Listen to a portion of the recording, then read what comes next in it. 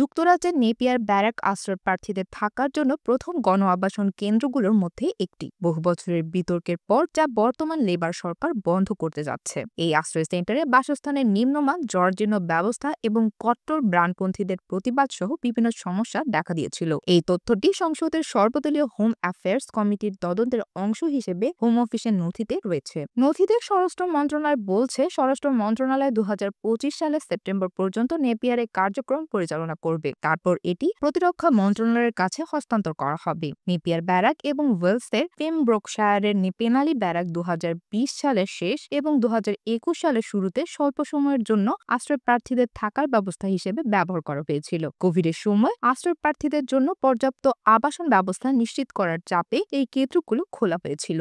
জানা যায়, নেপিয়ার ব্যারাকে 328 জন পুরুষ আশ্রয় প্রার্থী থাকার ব্যবস্থা রয়েছে, যাদের ডরমেটরিতে রাখা হয়। জুলাই 2021 সালে এখানে বড় কোভিড সংক্রমণ ঘটে। একই বছর উচ্চ আদালতের এক রায়ে বলা হয়েছিল যে এই স্থাপনাটি ন্যূনতম মানদণ্ড পূরণ করে না। প্রথম দিকে আশ্রয় প্রার্থীদের এখানে অনির্দিষ্টকালের জন্য রাখা হতো, তবে পরবর্তীতে 90 দিনের সীমা নির্ধারণ করা হয়, যা সেখানে অবস্থানরতদের জন্য সময়টা কিছুটা সহনীয় করে তোলে। হোম অফিস কর্তৃক গণ আবাসন ব্যবস্থার ব্যবহার বা পরিকল্পনা সবসময় বিতর্কিত ছিল। লিঙ্কনশায়ারের RAF স্ক্যাম্পটন এবং লিংটন অন ওউসে সামরিক ঘাঁটিগুলো আশ্রয় প্রার্থীদের আবাসন হিসেবে ব্যবহারের প্রস্তাব করা হলেও তা বাস্তবায়িত হয়নি। ওয়াচডগ সংস্থা ইস্ট সাসেক্সের বেক্স হিলে নর্থ আই কেনার জন্য স্বরাষ্ট্র মন্ত্রণালয়ের সমালোচনা করেছে বলে তথ্যমতে জানা যায়। একইভাবে আশ্রয় প্রার্থী লিওনার্ড ফারুকুর সম্ভাব্য আত্মহত্যার পর মৃত্যু এবং মারণব্যাধি লিজিওনেলা ব্যাকটেরিয়া পাওয়ার কারণে আলোচিত বিবি স্টকহোম জাহাজও বন্ধ করে দেওয়া হয়েছে।